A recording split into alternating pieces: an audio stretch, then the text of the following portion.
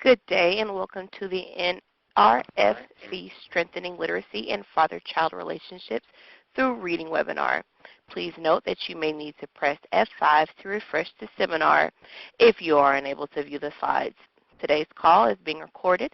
At this time, I would like to turn the conference over to Nigel Vann. Please go ahead.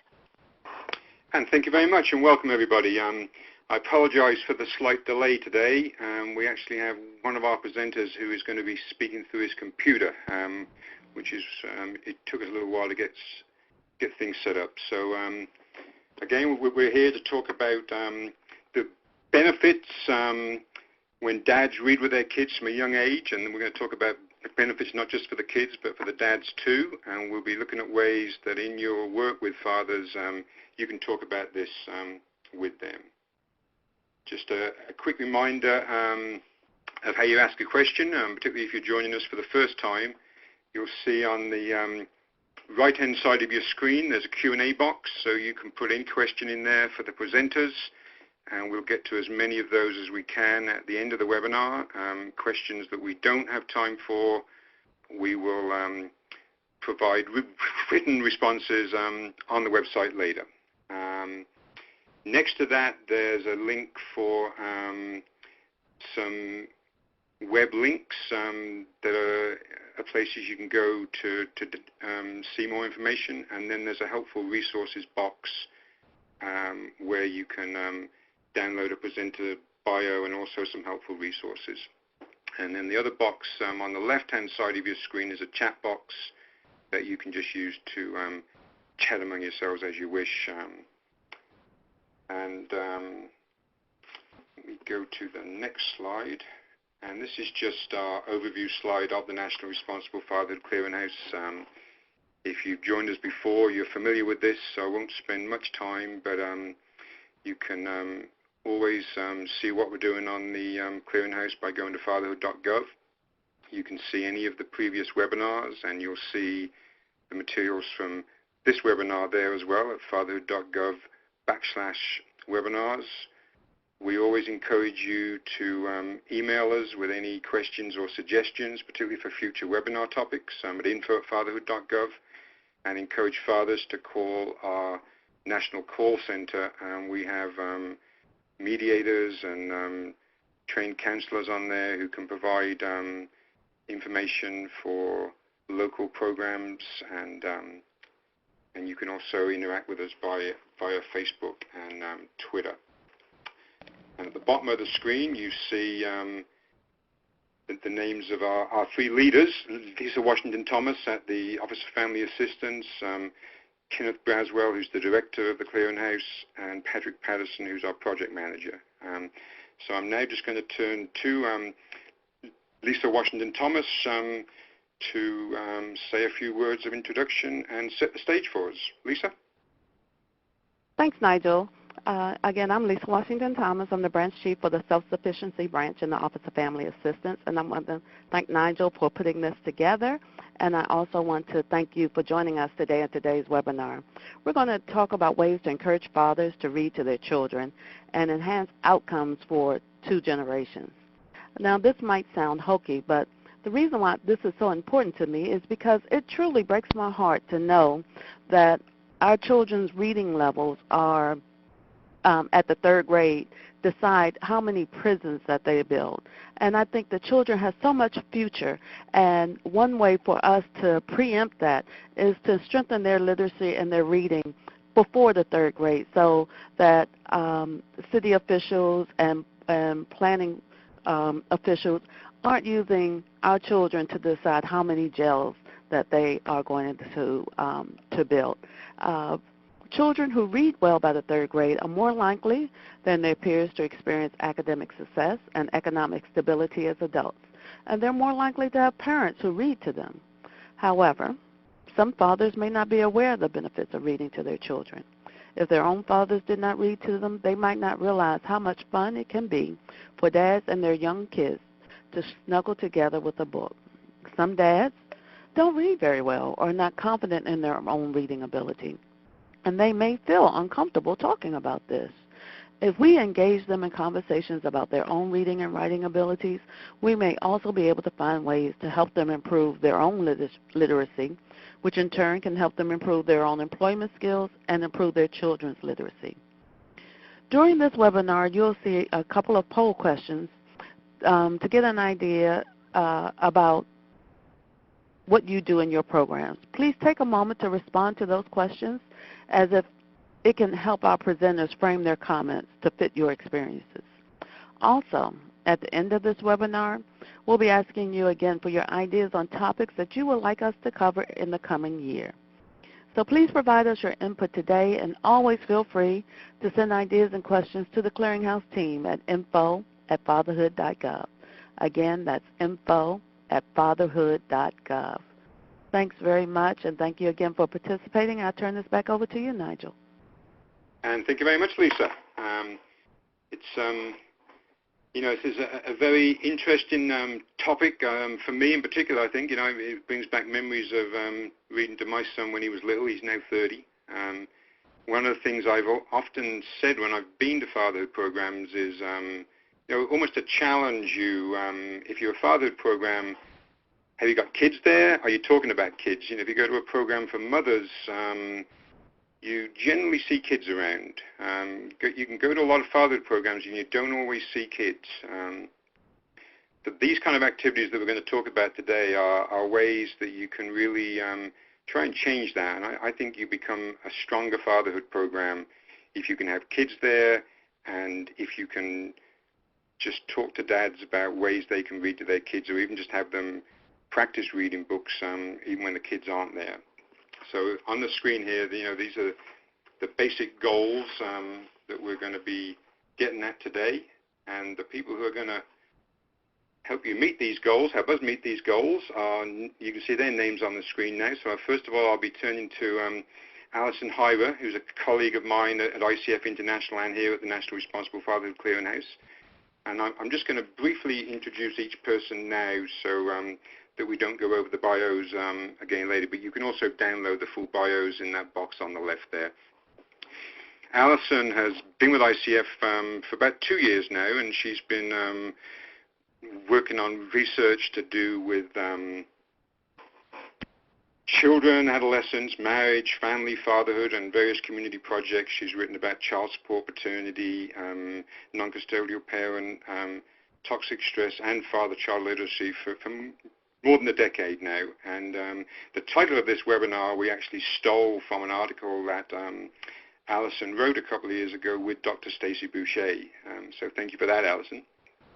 Our second presenter, who is the gentleman who's joining us from Canada today, and that he's speaking through his computer, and we really appreciate Glenn taking the time. He's on vacation in Banff National Park at the moment up in Canada and having a wonderful time.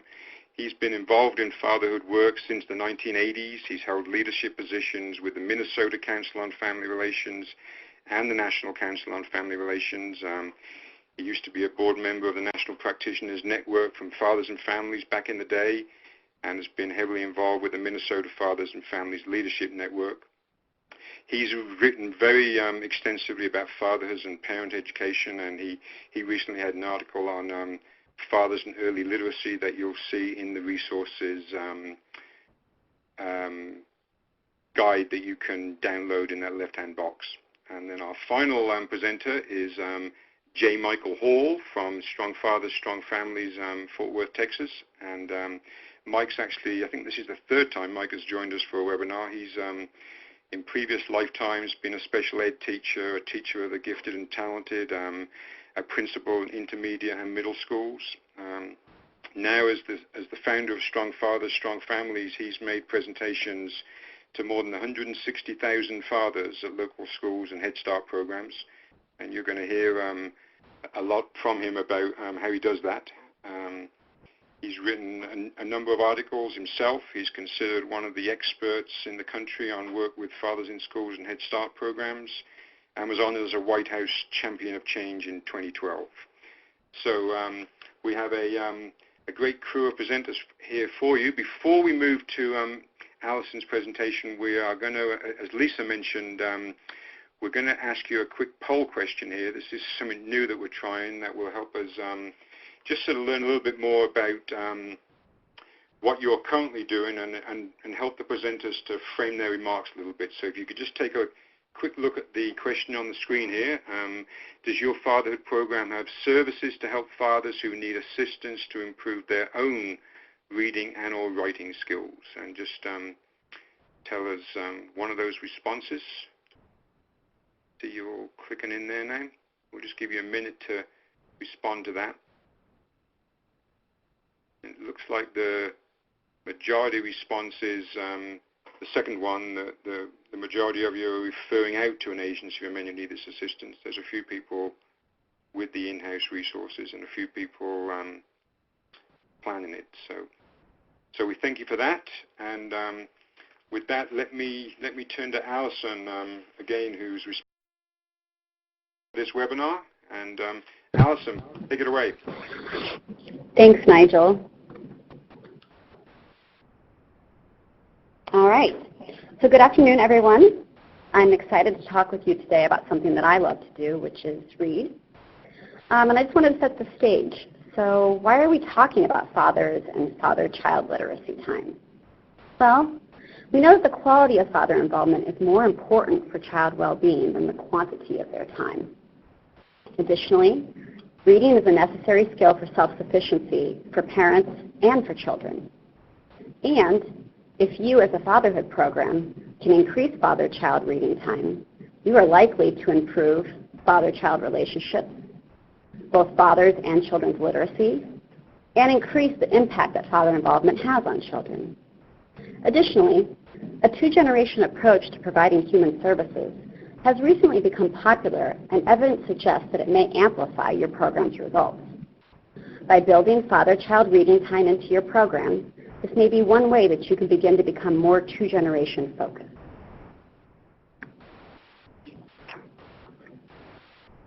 So reading skills are important for both children and parents. And educators have a saying, before third grade, children learn to read, but by third grade, children read to learn. So for example, they're given science textbooks, and they need to be able to understand and comprehend the information included in that textbook. In fact, reading on grade level, which is what we call when you're reading at the appropriate skill level for your grade, is so important that it's a significant driver of success at school, high school completion, and even future economic stability. Additionally, we know from research that father involvement in literacy activities is associated with on-grade level reading for kids. And finally, we know that men with better literacy skills earn more on average. Many dads may be embarrassed or unwilling to participate in an adult literacy program, but reading with his child may provide fathers an opportunity to practice and build his own reading skills.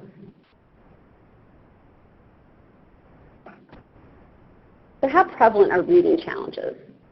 Well, unfortunately, only about a third of kids are reading at grade level in the fourth grade. And children of color are disproportionately less likely to be at grade level compared to their white counterparts. Exposure to books varies by household socioeconomic status. The average kid in a middle-class house owns 54 books, but the average kid in a low-income household has just 2. Participating in one-on-one reading sessions also varies by SES. By age 6, the average low-income kid has been read to for about 100 hours, while the average middle-income kid has received about 1,000 hours, so a 10-fold increase. Finally, these challenges do continue into adulthood. About 2 in 5 American adults have a basic or lower reading level.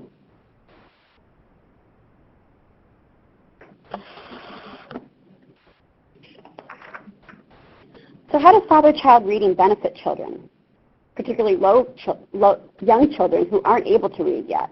Why should they be read to? Well, reading helps children understand the sounds of spoken language. It supports father-child attachment. And books introduce children to new ideas and concepts.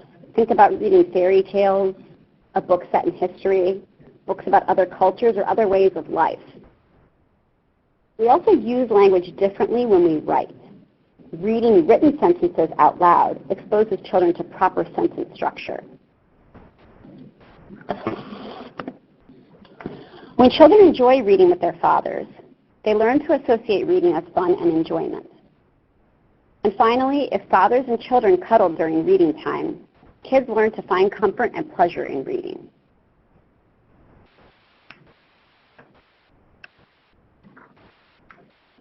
So if reading is so important and wonderful, why aren't so many dads already doing it? Well, there are a lot of reasons. Dads may be working long hours, or hours that overlap with their opportunities to read. They may have little free time, be tired at the end of the day, or have changing work schedules that make consistent reading difficult. Dads may be stressed out from work, family, or money problems and just not feel like reading to their kids. Many dads live apart from their children and can't work reading in as easily as folks that share a home with their kids. Some fathers may be uncomfortable reading out loud or feel that they're not good readers. Others may not have experience being read to by their parents and just don't see reading as something that parents do with kids. And finally, some fathers may be unaware of the benefits of reading to their children. This doesn't mean that they don't think reading is important, but rather that dads may think that babies are too young to be read to, and that older kids who can read don't need to be read to. They may also see other activities, such as doing a workbook or watching PBS, as more likely to affect a child's reading skills.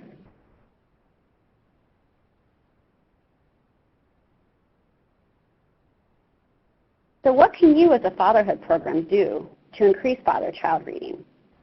Well, one way would be to form a partnership or connect with organizations that specialize on focusing on building child literacy through parents. Many of these programs target parents without regard to gender, which typically means that moms participate at a higher rate, but some are father-specific. The organization Reach Out and Read uses pediatric well visits to provide parents with tips and education about the importance of reading, and sends families home with books to add to their library. HIPPY's home visitation program brings books and literacy activities into the home and provides support and training for parents around reading and learning. Early Head Start provides direct child care and parent support to families with children aged 0 to 3 in both home and center-based settings. Each of these first 3 programs have strong evaluations that actually demonstrate their effectiveness towards child literacy gains. In addition to those programs, Fathers Reading Every Day, which we'll hear more about later, provides fathers with reading tips, suggested reading lists, and a reading log to document father-child reading activity. And both the Read to Me Daddy and Hope House Father-to-Child reading program record incarcerated fathers reading the book, either audio or visually, and then send the book and the recording to their child.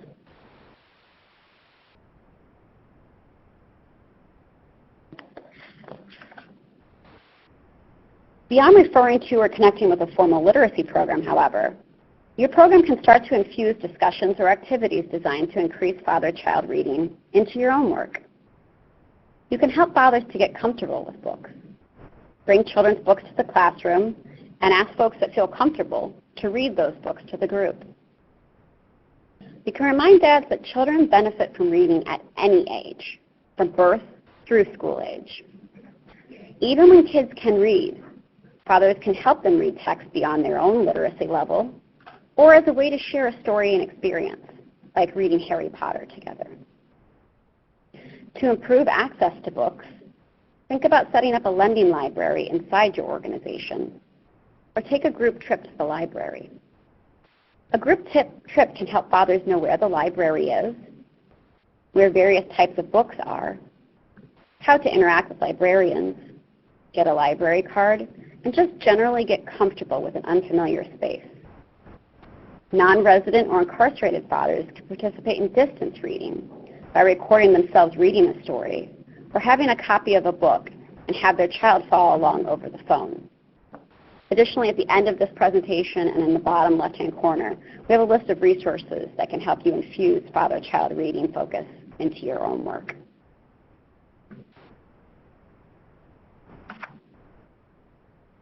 So I also wanted to offer some direct reading suggestions for all of you who are parents or for you to pass along to the parents that you work with. Although we've been talking about father-child literacy, people don't have to pick a time, a set chair, and a book to engage in early reading activities. Dads can infuse literacy support in their child's daily lives. When they're out and about in the stores or on the street, dads can point out letters on signs, books, menus, etc. They can pick up picture books that don't even have any words and narrate what's going on each page. Dads can tell true or made-up stories to their children. They can sing songs, read nursery rhymes, talk in rhymes, or use alliterations like "My baby boy wears blue boots." Dads and children should visit the library. In addition to looking at books, many libraries have kid play places or programs where musical performers visit, or there's a story time read to kids by a librarian, or some places even have a read to a dog activity where children who may be a little nervous about their own reading skills, rather than performing in front of an adult, actually sit down and read to a volunteer dog. Additionally, some folks don't really know what to do while they're actually reading to kids. While any reading is good, children really benefit from activities that help them comprehend the information in the book. Dads should actually stop the story and ask questions. Look at her face in that picture. Does she look sad or happy that the kittens lost their mittens? The dogs see a red light. Will they stop driving their cars?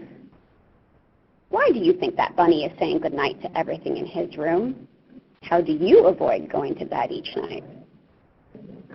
And finally, I want to close with my most important point. Dads, whether they're reading with their kids or by themselves, should read what makes them happy. There is no bad reading, whether that's a romance book, nonfiction, a sports magazine, a comic book, short stories, or religious texts. So as an example, my 7-year-old son and my husband have gotten into reading joke books. These books are great because you really engage with the other person sitting with you. They tend to be relatively short, or you can stop in various spots. And they help children not only learn words, but teach fluency. They have to learn how to pause and use correct inflections so that they're telling the story correctly, rather than robotically pounding out each word. Now, as a warning, nothing gets a young boy more excited than slightly crass, potty humor. So I'm going to leave you with their favorite joke to date.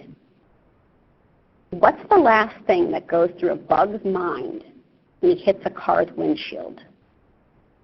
His bottom. That's a bad joke, I know. But when those two read that book together, they were laughing and rolling on the ground and bonding and practicing reading. And that's really what this discussion is all about. So at this time, I'd like to turn it back to Nigel. Well, thank you very much, Alison. And you certainly set the stage for Glenn and Mike, who are going to expand on a lot of these ideas. And I also want to say, Alison, if there's time at the end, I'd like you to tell the knock-knock joke that you shared with us a while ago as well. But we'll come back to that. You'll see on your screen at the moment that there's a couple of resources that Alison has listed. You'll find those and the other resources in that resources list in the box on the left there. And let me just take a minute and tell you what we've got in the web link box. Alison mentioned the Father's Reading Every Day program, FRED, which is a family literacy program from Texas A&M Agri-Life Extension Service. And they have some great tips on there for ways you can put together activities with dads. There's a list of suggested books. There's also on the web link, so you can just click there during this webinar, or you can download the full resource list, and we've got the links in there as well. The Dad's Playbook comes from the National Institute for Literacy, and they've got a number of games that you can play with kids and stories from dads about the way they read to their kids. And it's just interesting to read that and see how we all do these things differently. And there's a Department of Education site that has some really good resources as well. So that was just a few samples that we pulled from the resources list to put in the web links box for you today. And you also see fatherhood.gov and strongfathers.com, which is Michael's page. So let me now turn to Glenn Palm, coming to us from Banff National Park in Canada. Glenn. Good morning or afternoon, whatever it is for you. I'm pleased to be able to share some of the lessons that I have learned about dads and early literacy. The topic of fathers and early literacy is a passion of mine that really comes from my early beginnings as an early childhood teacher. I especially like reading to toddlers who would back into your lap when they were ready to have a story read to them. I also enjoyed reading with my own 3 children who are also grown, and we continue to share books that we are reading together.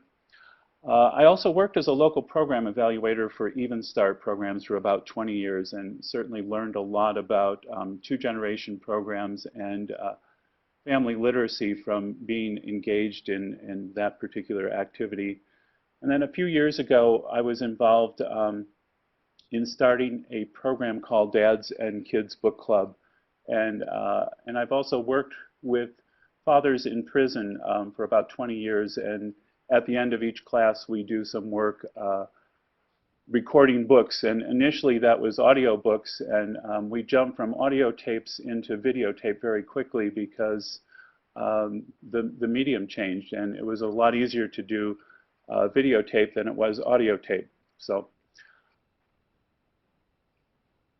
I want to start with this just picture, and when I look at the picture, it expresses some of the things that Allison was just talking about, a dad and a child who are just enjoying a book together, a funny story together, and you see and get the feel of both how enjoyable it is and the closeness, the emotional closeness of the dad and child. And in my work with dads over the years, one of the things that's clear is that dads want to be close to their kids, and so reading is one of the ways that dads can become close to their kids.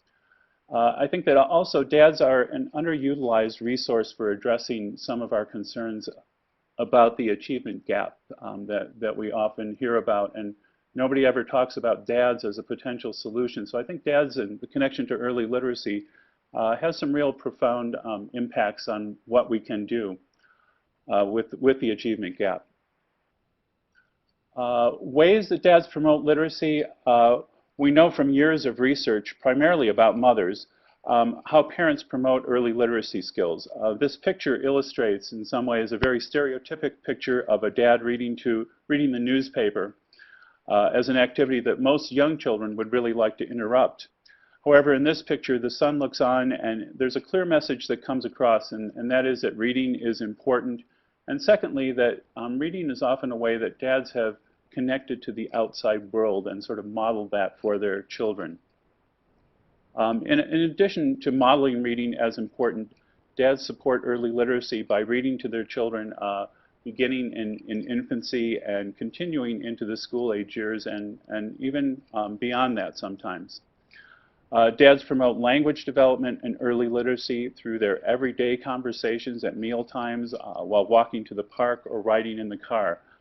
These are times to share stories, information about the world, values, and feelings that add to a young child's vocabulary. And fathers are often seen also as setting high expectations for children, and I think that they play that role, and that can be successful, especially when they're able to support that at a level that's really appropriate for children. And lastly, the dads may also bring materials into the home. I was fortunate when my children were young to be able to have a library that was about 4 blocks from my house, and what I learned quickly was that I'd like to go there on a regular basis to return some of the books that we had read over and over again, and I was ready for some new books.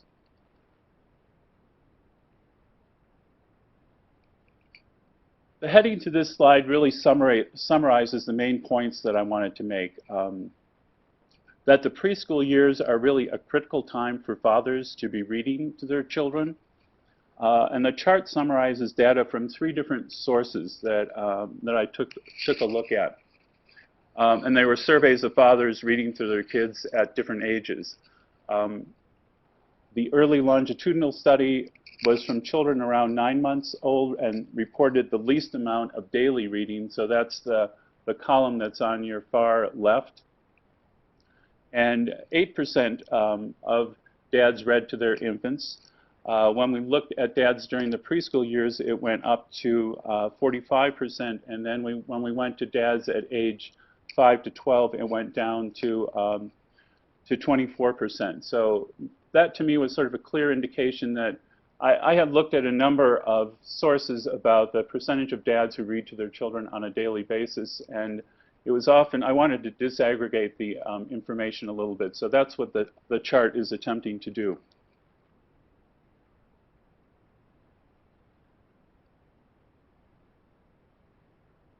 The next page is really looking at the research on dads and reading, and it's been pretty sparse, and the few descriptions that we have sort of fits with other research that we know about father involvement.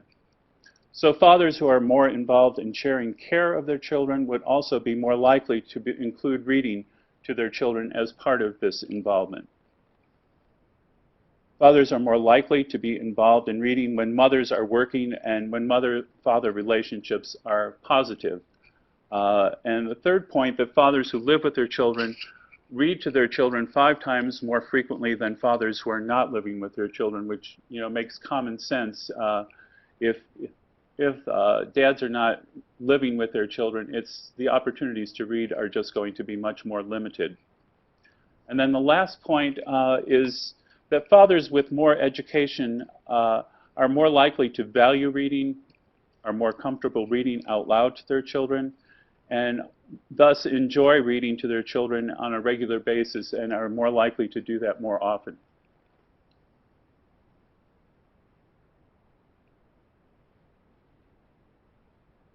There are multiple benefits of fathers reading to their children that have been identified in the research literature. This slide really summarizes some of the possible benefits of fathers reading to their children. Most of the photos that depict men reading to young children show the close physical contact that supports an emotional bond and can be a relaxing, quiet time activity for both dads and for kids, just like is the picture in the slide here. Reading books to children is a way to also pass on important values. For example, the love and respect of nature in a book like Owl Moon, which is a classic, where a dad brings his young daughter out into the woods at night to see if they can spot an owl. The long-term impact of fathers reading to their young children and supporting early literacy is that children become better readers and become more successful in school.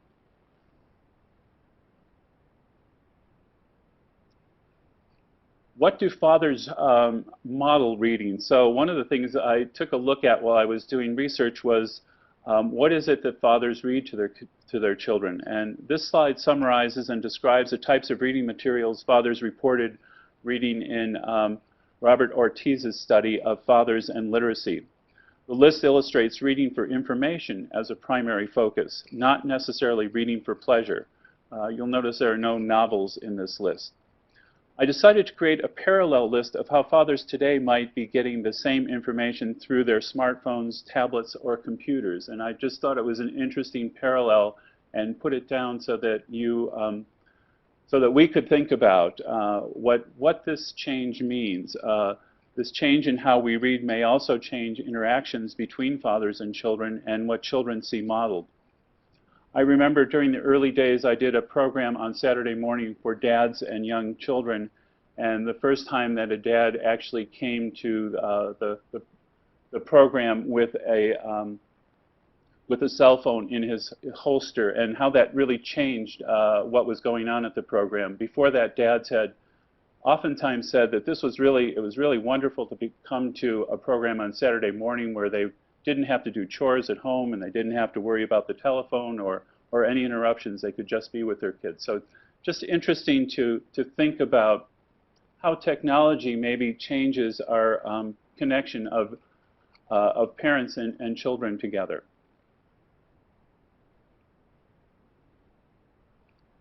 And one question that often comes up when talking about father involvement is how moms and dads are different and how gender differences interact with individual differences.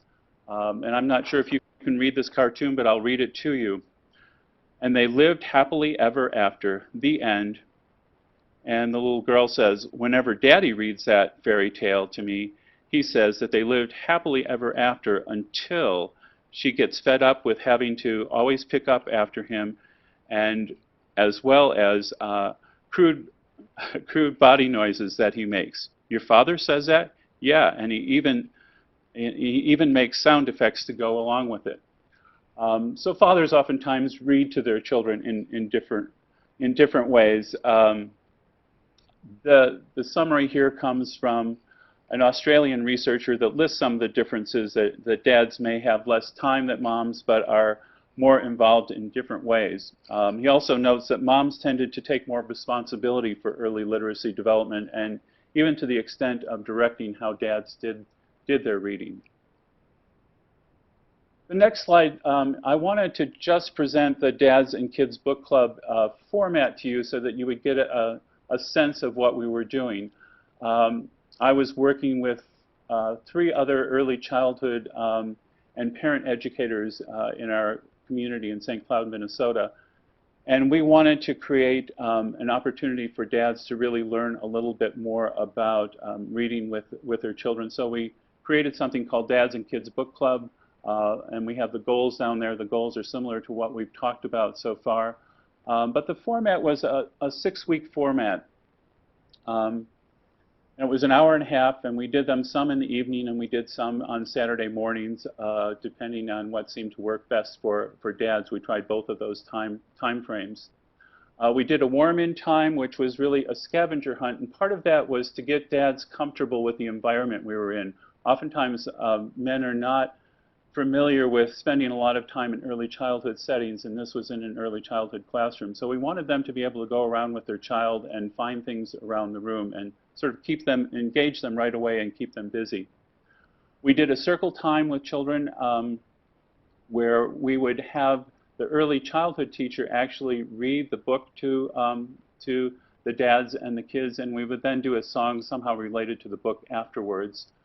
And then we followed up with some dads and kids activities. We always had dramatic play, we had cooking, we had crafts, we had art, and we had literacy activities. And at the very end, we spent about 15 to 20 minutes in discussion with dads. And during that time, we actually shared a tip sheet with them. And the tip sheet went according to the book that we had for the week. So each week, we had a different book that we selected. And all of the dads and kids who came got a copy of the book to keep. So the discussion was around the book, and we had a tip sheet that really talked about tips for helping the child enjoy the story, tips for helping the child understand the story, and tips for talking about vocabulary that was presented in the story.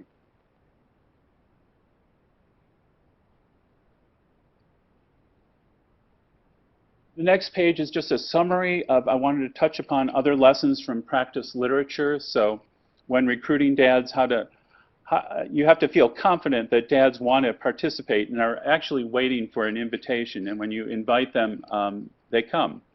Dads may feel unsure of what is most important to do, and so provide a number of ways in addition to just reading to support early literacy development. So there's more than reading, although reading is certainly a primary activity. If possible, communicate with dads or use a connection to early childhood teachers and mothers to make those initial contacts. I know that we had to do some of that when we worked with Head Start, where we didn't have specific connections to dads to work through the teachers. And then introduce books that may feel familiar to dads and have dads as main characters. In the next slide I'll talk briefly about a book called Night Driving. And also use hands-on activities as part of literacy. Recently we had an activity where we were working with immigrant dads in our community, and we asked them to come in and share with their child what their first day of school was like by making a book about their first day at school. Night Driving is one of the books that we use in the Dads and Kids Book Club. And what I liked so much about the book was that it was really a very warm story about a dad and his son driving all night together. And I've used it a number of times as well for activities that I've done with dads. But it also, it's an interesting book in that it's a book that you're reading, but it talks about activities to do in a car that also support early literacy, whether it's telling stories, which they did in the car, singing along with the radio, playing an alphabet game, reading signs as they went along. So it was a wonderful way to say to dads that there are things that you can also do while you're in the car that promote literacy. And then just a summary of lessons that I gleaned from both my own experience and from the literature. One is to just target reading activities during the early childhood years. And you know, it can be, early childhood can go from 0 to 5, or here I put 2 to 6 years. But it's a great time to really engage dads, because that's the time when kids are most likely to also want to be engaged. Communicate directly with dads when you go to recruit them. Use books that are familiar with fathers and really reflect themes that may be of interest to them. So in one of the resources that is included at the very last slide, we created a Reading with Dads book list, which is picture books that there was a number of us who, librarians, early childhood teachers, fatherhood practitioners, put together that, and we had a lot of fun reading through a number of books and deciding which ones we wanted to put on our list. So we have a nice list of books to use for that purpose. Using hands-on activities is also something that I think is important with dads. And like I said, in the Dads and Kids Book Club, we did that in a number of ways. We always had dramatic play activities. We had crafts such as making paddle boats together, and those were things that also brought dads and kids together in a great way. Providing children's books to keep and share at home is also an important thing to do. In our community, we have the Imagination Library, which is a Dolly Parton program, and so there's 10,000 kids under age 5 in our community who get books every month from that source, and books that they can keep, and they're excellent books. And lastly, and I think this is a really important point, is modeling interactive reading strategies for dads.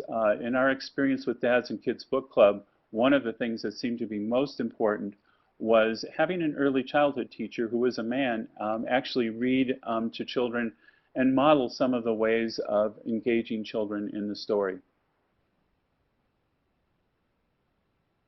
And then the last slide sort of brings us back to the very beginning. And it's the dad reading to his 2 kids, and the kid says, "Read us another story." And the dad says, "My eyes are tired." "You can close them." And he says, "I can't read with my eyes closed." And they say, "We don't care about the story. We're here for the cuddling." So sort of Allison's point earlier on, that reading is about not just reading, but also the relationship that goes on between dads and kids.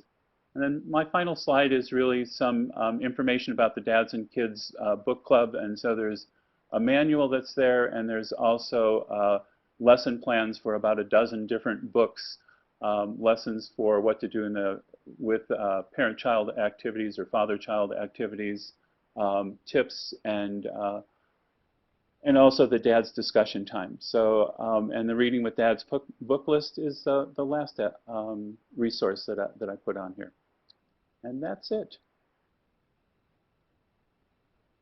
Well, thank you very much, Gwen. And let me remind everyone again that those resources, the same as the ones that Allison shared, are on the resources list that you can download in the left-hand box. Just want to say that I don't know about the rest of you, but, you know, sort of Gwen's ending there with that little cartoon, it gave me this sort of warm, fuzzy feeling that you get from reading with the kids, the same way that Allison's ending did with her little jokes. I think that's what it's all about. You know, it's this is a great time for dads to spend with their kids.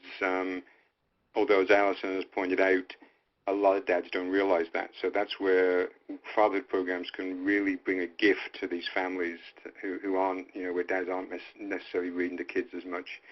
Let me just quickly mention one program that I had the privilege of attending a few years ago, and they were, this was in Vermont, and they brought in books along the lines of Glenn's book club and asked the guys to each choose a book, and then everybody had to read it. And some guys were not comfortable doing that, so they weren't forced to do it. But everybody who wanted to participate in the staff model doing that. But there were no kids there. It was just dads having fun with the books. And that night driving book that Glenn mentioned, I did go and look at the reviews of that, and one of the things they mentioned in there was that it's actually two books. It's the text and the pictures. And I think what a lot of dads can do with these books, you don't have to tell the story that's necessarily in the book. You can sometimes just read from those pictures. And I know Mike's going to expand on those kind of thoughts. But before we do that, we're just going to do one more quick poll. And you'll see that up on your screen now. So if you could just respond to this for us briefly. Do you work with fathers to encourage them to read with their young children on a regular basis?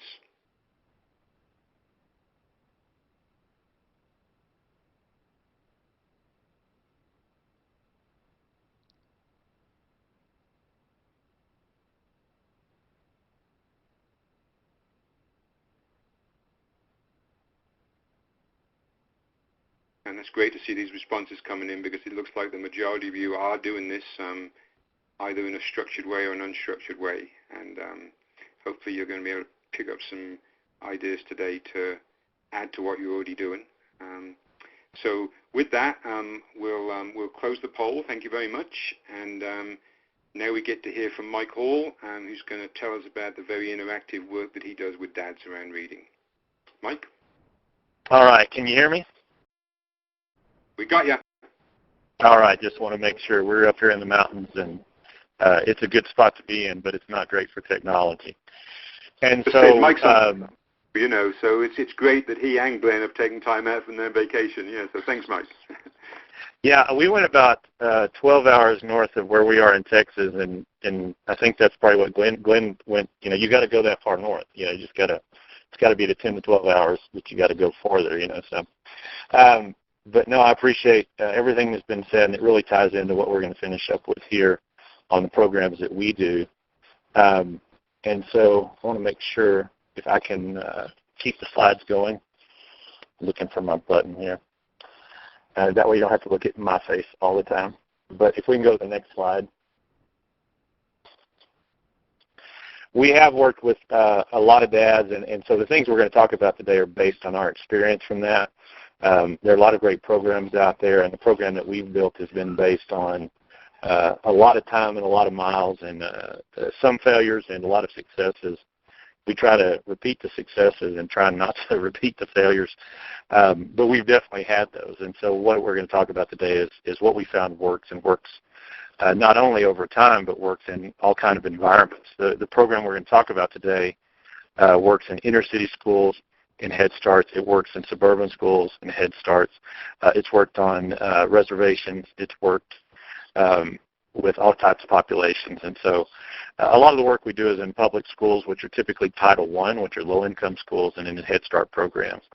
And a lot of times you'll hear that, well, our dads don't do this, or our dads don't have this going. And these are the dads that a lot of you are targeting in your programs. And just like Glenn said, if you invite them, they'll show up. And so we either personally facilitate or we train organizations to facilitate a set of programs which are typically academic. And reading is one of those programs. Our programs are Bring Your Dad to School Day or Bring Your Dad to Head Start Day, where the dads actually go into class and see a good part of the morning where they actually see how kids are learning in those classrooms, whether it be a school or a Head Start. We do Dad and Kid Science Night, Dad and Kid Math Night, Dad and Kid Reading Night, or a reading morning. And the mornings are actually very successful programs as well, even though people would probably project that dads won't come because of work. We find that a lot of dads come out. We probably actually have better numbers in the morning than we do in the evening programs, even though we feel like our evening programs are very successful. 3 things that we do with our programs. They've got these 3 qualities every time. They're very grassroots. if you notice, everything we're doing is with dads and kids. We have found that we can teach dads a lot more through the activities they do with the kids than we ever can with just having the dads by themselves. And we know some programs don't always have that choice. We have a 10-week program for guys that are on probation for child support, and that's a dad-only program because they don't all have access to their kids. But when we go to the schools or Head Starts, we actually get the dads because of the kids, so they're available. And this is nose-to-nose with dads and kids, so it's very much grassroots. It's very much action-oriented, strength-based. We do not sit around and talk about, where dads have maybe dropped the ball. We talk about what they can do, what their strengths are, and what they offer to their kids. And then not only because we work with schools and Head Starts to, kind of help pay the bills, but we really are focused as Strong Father, Strong Family. We're focused on child outcomes. We see men make great changes, but we're focusing on the dad for them to do things that impacts kids. We don't do job services. We don't do addiction services. We have had dads more likely to seek those out because of the work we do with them and their kids, but we're really focused on what dads can do with those kids. And so if we can go to the next slide. And so the three keys that we find in every program, and it really works with dads, and this is from, no matter what program we're doing, whether we're doing a weekend retreat, whether we're doing a math night or a reading night or a science night, everything we do is interactive. It's dads and kids interacting with each other, which is where our teaching comes from, and it's also interactive between dad and kids and other dads and kids, because we really facilitate the event and make it happen, but they're learning, and not that we don't teach, we teach during that, but they're learning a lot from the dads around them as well. If you've got a guy that's not doing much, not real sure what to do, instead of having some person in the program tell him, when he watches the reaction that another dad gets because of what he does, he's way more likely to emulate that as opposed to maybe do what we're talking about. It's also very relational, just the dads relating to their kids. That snuggle time, we'll show you some pictures in a minute. We have dads and kids walk into the room and just kind of not very connected at the time. But by the time we're done, you can't peel them off of each other, and that's a wonderful part of the end of the program. And the other thing is relevant. Dads want their kids to be successful. Most parents know they want their kids to read. Some of the dads that have struggled with reading, they know the challenges that's presented to them, and so we want to make sure it's relevant, and the dads see that it's relevant as well. If we can go to the next slide.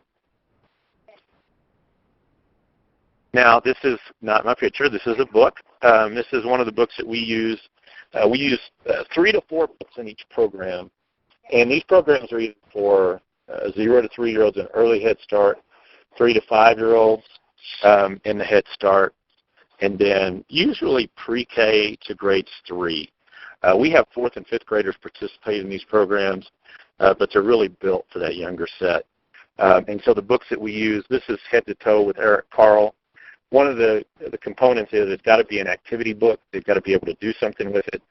And then the other piece is it's got to be a book that we have available in English and Spanish, because all of our programs that we do, not just in Texas but really around the country, have to at least be available in English and Spanish. And we're actually looking, some of these titles we know are available in Vietnamese, and a couple of other ones we're looking for because of some of the schools we work with. But this book is a great, what we would call a warm-up book, because you get the dads and the kids to act like, first a penguin and then a giraffe, and you kind of work up to this monkey. And then when you first get to monkeys, there's a few dads like, I'm not really down with acting like a monkey. But when they see the other dads doing it, and then they see the reaction the kids get, by the time you get to acting like a donkey and then acting like a gorilla, and 99% of your dads realize that all these other guys are down with it, they're cool, they look and smell like me, and so if they can do it, I can do it. And what we do is we read the books to the dads and kids, and we model masculine reading, and we show them how you can use these books to have fun with your kids. If we go to the next slide.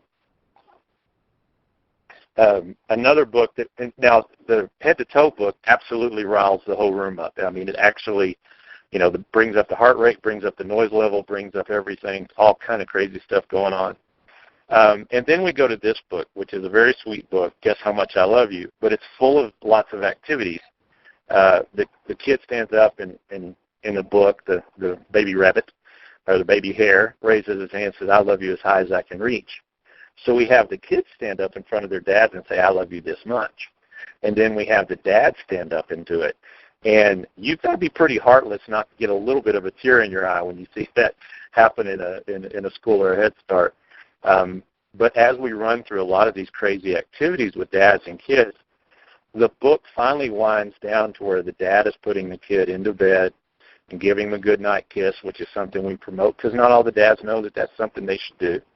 And then by the end of it, we're pretty calm. And we show the dads and give them permission with the first book to be really interactive and crazy even.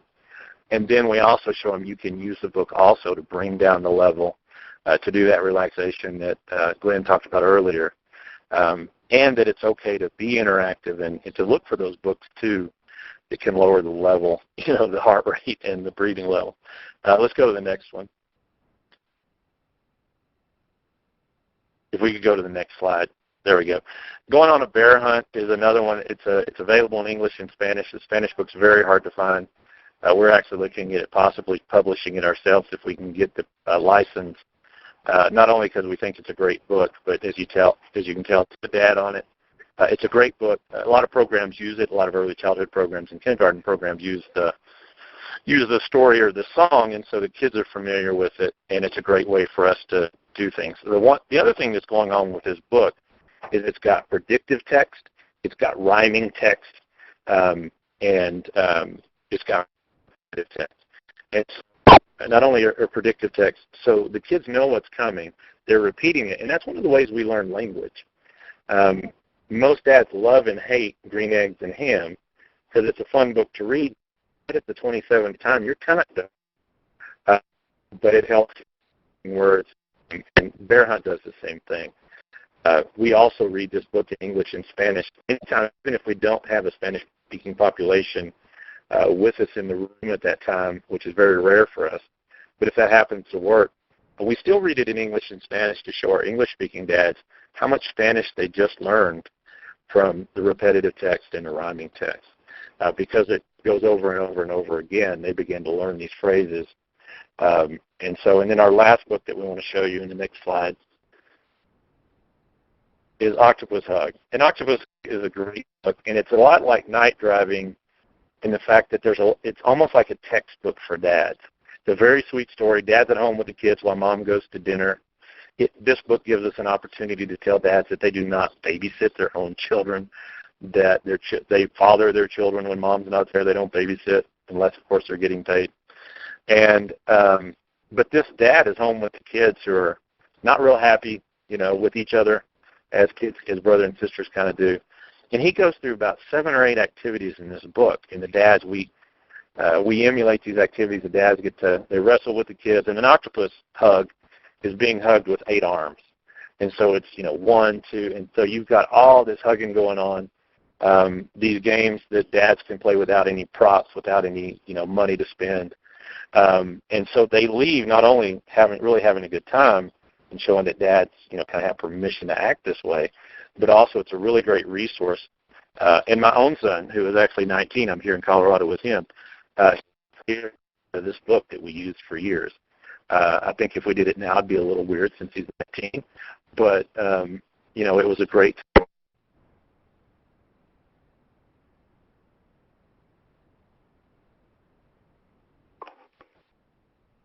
Sounds like we may have lost Mike. I know he had a... Oh, I'm right here. Can you hear me? Okay, yeah. No, you faded out for a minute, Mike. No. Okay. I don't know. Maybe my headphone faded away or something. So let's go to the next slide. I'm glad you guys got a break from that. So like we talked about, we use these books to model masculine reading. And just like you've heard already, a lot of these guys lack a good example. They may have only seen how women read, which is very different than dads like to read, and even like kids want them to read. My wife was an elementary teacher, now teaches middle school. She read to our boys, and I read to our boys, and there were certain books they'd rather me read than mom because of the way I read it. And, I learned a lot from them and what they asked of me when we read books. And dads need permission to read like they really desire. And when we kind of model this masculine reading, I've had dads say, how do I learn to read like that? And I say, do you make up stories to your kids? Yes. Do you make up the wrong words to songs? Well, of course, I'm a dad.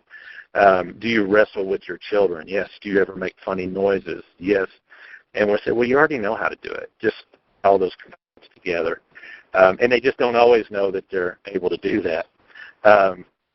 And then also if the dad is not literate, because we're modeling the reading, it's safe for them to participate. A lot of dads show up at this program expecting that they have to read to their kids. And it's amazing how many dads that really struggle with reading still will come out. If you're really thinking that our dads, they won't show up because they're scared, but we've just not seen that. They'll show up if they're invited, just like Glenn said. And so one of the reasons we read the stories to the dads and kids is not only so they can interact with the stories, but to give that dad permission to tell stories if you can't read them. Also to give dads permission to read in Spanish if they do not read well in English or even read in English at all. Because dads don't learn to read, or kids don't learn to read English and learn to read Spanish. They learn to read one time. And so, that's one thing that we want them to know is whatever your home language is, we want you reading in that language because that's what you're comfortable with. It is part of the language your kids are learning. And it's a great way for those kids to learn how to read. So let's go to the next slide. The quality of the reading materials, like we said, everything we're reading is interactive and male-themed. There's a lot of sweet books out there, even sweet books with dads. But if they don't give you an activity to do, I think you lose a lot of dads. And this is, as much as people say, well, we want them to have this sweet moment, we want them to have the cuddle. Believe me, if you get them active, they're gonna have that. Again, we try to find books available in English and Spanish. We also try to find books not too long, even when they're interactive. We want to model that. I tell the dads, I'm not a fan personally, and I don't think most practitioners are fans of golden books. Golden books are too long to read to most kids. They're longer than, I tell dads, they're longer than Russian novels. A lot of times they're propaganda for different movies and things.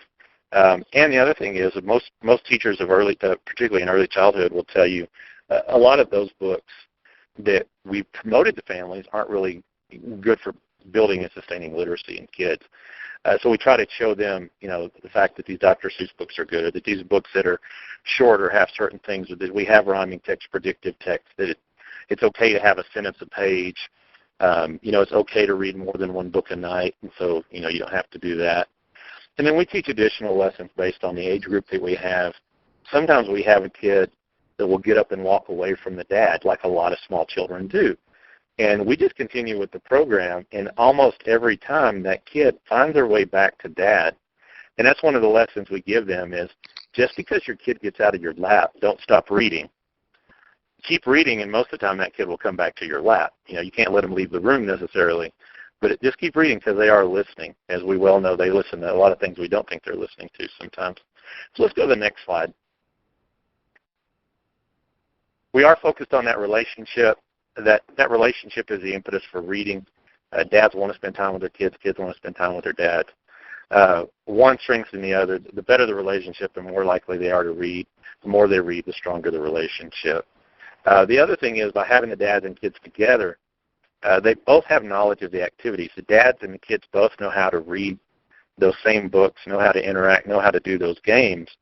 And that's one thing that keeps dads accountable because what Glenn talked about, and I've had programs that have had just the dads, and a lot of them will take it home and do that. But if the kid's in the room, when dad gets home, he doesn't have a choice because the kid's like, no, Dad, remember we read that book or we learned that game from that book. And so it's another way to keep dads accountable. And so that's a lot of reasons we keep the kids involved as well. Let's go to the next slide. And so the way we do our program is because we work with schools and we work with Head Start, that's where the kids are. I mean, our work at Strong Fathers is to impact outcomes for kids by working with dads. And so public schools, that's where all the kids are. Head Starts and pre-Ks, that's where the kids are. And that's one of the reasons when we say we worked with 162,000 dads is because a lot of times we'll get them at 100 to 200 dads a pop. particularly in elementary schools, and then, of course, in what we found in our Head Start programs, whether it's one classroom or 10 classrooms in a site, about 65% of the kids will bring a father or father figure to any one of our programs. So you're reaching a lot of dads. And we've also done these programs in libraries and community centers. We've also done these in churches, but mainly in church preschools or Mother's Day Out programs. The funny part about doing that is because it's in a church, a lot of times we'll use Bible-based stories. And we've one of my favorite things to do when we have, like a church group like that, is we read David and Goliath, and we have children's books that retell the Bible story. And after we read the story, we tell the dads to go stand, on one side of the room and act like giants. And then we pass out 5 tiny marshmallows to the kids, miniature marshmallows, and tell them these are the stones like David had, and go throw them at your giant. And they just go pelt their dads with marshmallows, which is, you just can't beat that. I don't know if the dads like it, but I like watching it. And then we read the story of a book about the story of the Good Samaritan, and we actually give each kid, usually a 3 to 4, 5-year-old, we give them a roll of toilet paper and say, use this to bandage your dad. And we have had them use a whole roll of toilet paper just on Dad's head. We've had them wrap his whole body. We've had them lay it out on each limb.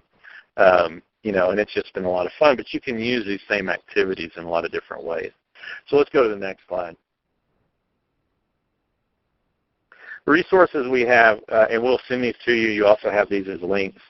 A lot of the research that you've heard today, and also some other research we have available, is a article we wrote for the Southwest Education Development Laboratory called Opening Books to Fathers and Children, and that's available.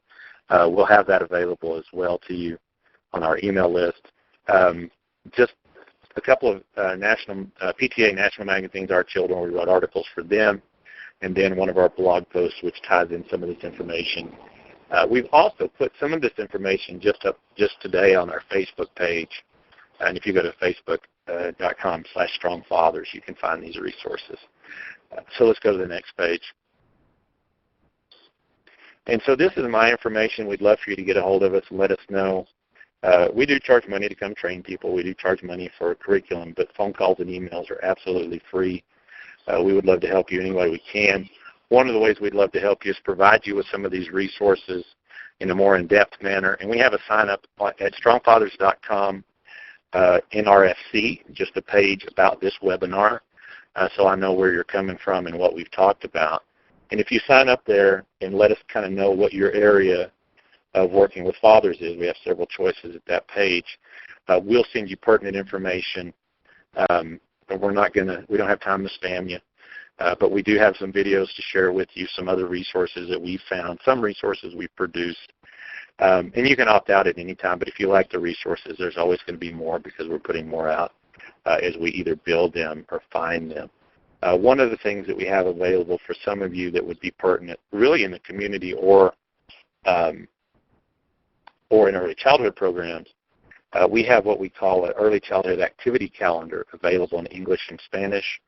And every week there is a literacy activity in that calendar. We also have what we call our check-in calendar for kids elementary through middle school, where the dads, it's a question to ask your kid each day instead of what did you do at school today, because the universal answer for what did you do at school today is nothing. According to most children in elementary schools and middle schools across our country, they don't do anything but stare at the wall all day if you ask them. And so those are available to you. Again, it's up to you to sign up if you want, but strongfathers.com, NRFC. And so I'll turn it back over to Nigel and see if we can answer any questions for you.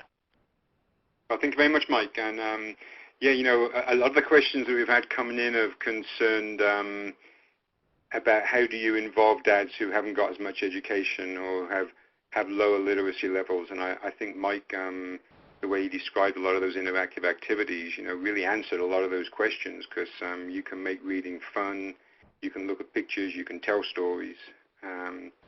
One other idea I wanted just to share quickly, I've seen some programs that will have kids, and this is maybe in an early childhood program where the kids are reading the book at school, and then they'll show a movie that's based on that book and invite the dads in and maybe the mums too, and you all watch the movie, but everybody's been reading it so they know the story, and it just makes it another fun way of going through that. So we've got a few minutes for questions here. Let me begin with a question for Alison. Alison, and also let me remind you, we've got the screen up here now. You know, if you have any more questions, do type them in here. If we don't get to them all, we will post answers after the webinar. So Alison, you talked about the fact that you know, you should really encourage dads to read what they like and read what they like with their kids. Somebody asked, do comic books count? Yeah, I mean, I think that they do. I think that anytime you're seeing the printed word, and I think comic books can be really exciting, particularly for little boys, because there are action sounds and movements, and the storyline is more action-based than character-based. I know at least when our little guy was learning to read, some of those level readers where they start, you know, very simplistic, tend to focus on a story that was maybe stereotypically feminine, and it was hard for us to find sort of those bridges, and now he's reading the Choose Your Own Adventure books and the Star Wars books. I don't think there's anything wrong with sitting down and reading a guide to programming Minecraft or identifying the 42 characters in Skylanders. The point is spending time together and really comprehending that these marks that we have on a page confers language and information to another person. Thanks. Yeah. Okay. Somebody asked, and let me ask you to respond to this, Glenn. When we talk about literacy, you know, I mean, what do we actually mean by that? Is that the same as knowing how to read, or is it different? I think that when we think about literacy, it's bigger than just reading. It's really being able to communicate on all different kinds of levels. That's why stories are important. They certainly are a way of stretching vocabulary. So I think when we talk about literacy, it tends to be, to me, a lot bigger than just reading. Reading is sort of the technical part of how we convey messages through the written word, but literacy also includes writing as well as being able to read. So it's bigger than just reading. Great. Okay. So let me sort of pursue this because again we have had a few questions about how do you work with dads who've got low educational reading comprehension levels, and this is more of a general question. Let me ask Mike to respond to this first, but then Alison and Glenn sort of chime in. But and this is not just talking about reading necessarily, but when you're working with dads in a group, if you're using a curriculum that's got pen and paper activities, or if you've got a handout that you're handing out for people to read, or you've got a PowerPoint that you're using, any recommendations or any sort of ways you've seen programs deal with the dad who does struggle to understand what the words actually say? Can you respond to that just briefly, Mike? Yeah, one of the things that we have, we will pass out an evaluation at the end of each program. And that's how we've learned, what's working for dads and what's not. We really approach our work kind of as anthropologists, and we watch those reactions and we build off of that, but we definitely read those evaluations. And if you're watching your guys, there'll be guys that just kind of stare at the paper. They'll wait for somebody to turn it in, and then they'll get up and turn in a blank page. The challenges we've seen is that people push it. It's like, hey, could I get you to fill this out? And there's a reason the guy didn't fill it out. And so a lot of times we try to build in what we would call a safety factor. The reason that we read the books to the dads and kids is so that everybody feels safe. And then when we're talking to these dads, we tell them, if you don't read well in English, but we can read in Spanish, read in Spanish. If you struggle with reading at all, please continue to tell your kids stories. As a joke, and really kind of not as a joke, just because dads don't always know, we said, don't tell them stories about when you were 19, but, tell them stories about when you were a kid. They love to hear those stories. Make up stories. It's okay as well. And that's giving them kind of a safety net, because kids need to hear their voice, even if they, are not reading as a great orator. And we've had, and I think a lot of programs have experienced this, when dads are told that they have such a value in reading to their kids, they're more likely to seek out adult literacy programs and such as that on almost a monthly basis. I've had dads come up to me, and we cite some research done by Norma Radin that says when moms read to kids, all these great things happen. When dads read to kids, the same great things happen. Plus, when dads read to kids, the kids' verbal skills can increase by up to 15%. And it doesn't mean that moms aren't doing a great job. It means that dad's doing something different.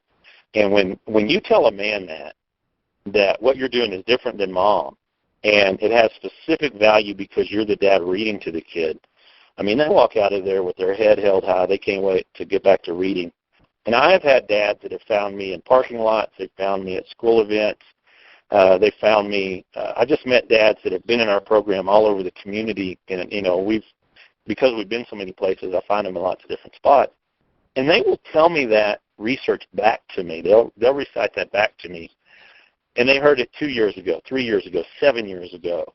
And they said, because of that, I've been reading to my kid every night, or I've been reading to my kid every week. And that's part of that empowerment. And by telling a dad that you have a value, even if you don't read, maybe like your wife or maybe like the school teacher does, but if you'll tell your kid stories or read in a language you're comfortable in, it's still very valuable to your kid. The other thing is also, if I ever ask a dad to read, sometimes I'll have a dad read in Spanish. It's always based on volunteer. We never put a dad on the spot by making sure they fill something out, or taking it up. These dads don't need homework. If we hand out a handout, they take it and they go.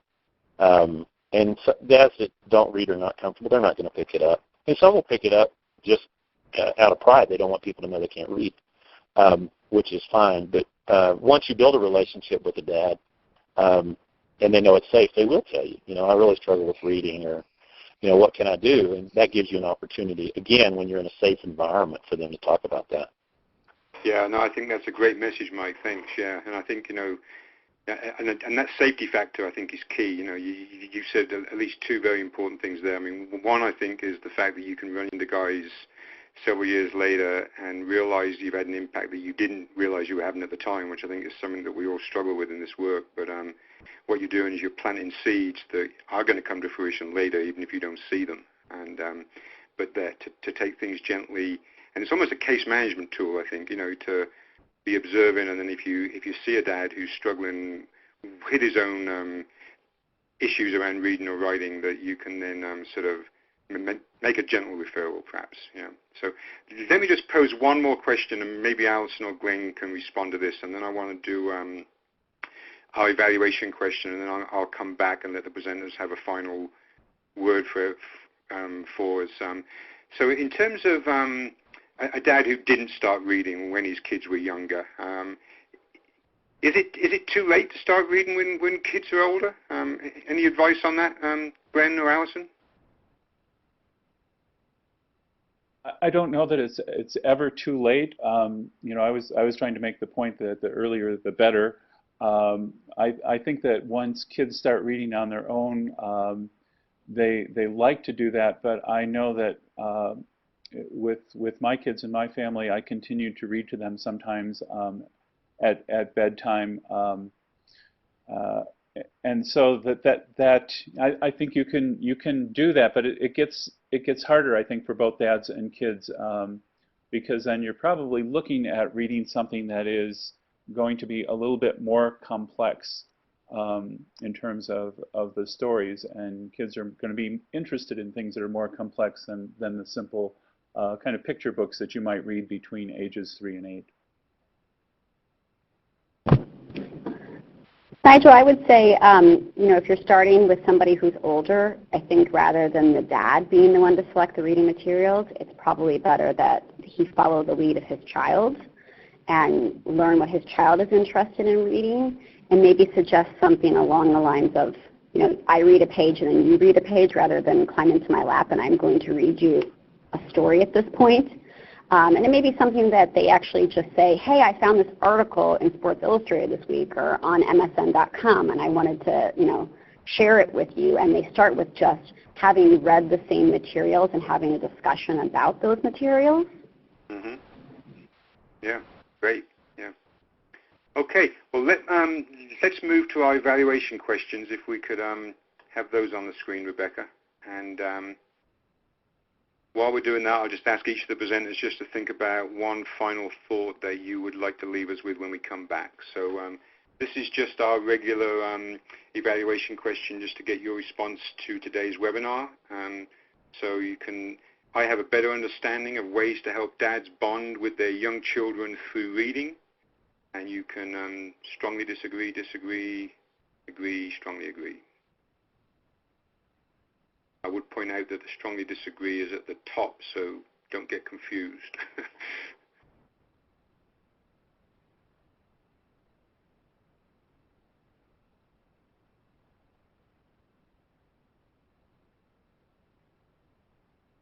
I'll just give you a couple more seconds to respond to that. And then after this, we're actually going to go to another question where we will just want to get your input on topics for future webinars.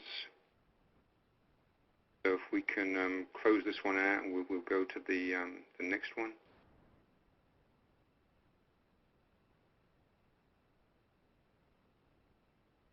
And the reason we're pulling this next question up is that we just want to emphasize that when we do these webinars, we really want to make sure that we are responding to issues that you would like to hear about.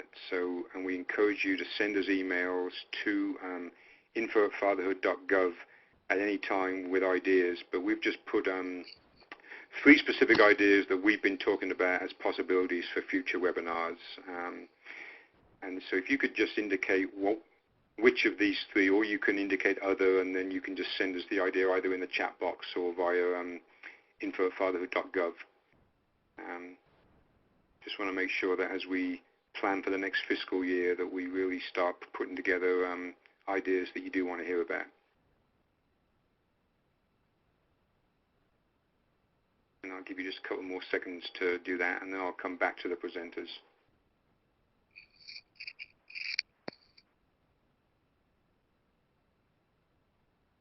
Okay, well, thank you very much. Mike, let me start with you. We'll sort of do reverse order on the way you all presented. So, Mike, just a sentence or 2 thought that you would leave people with? I think we at Strong Fathers are living proof that anybody can do this.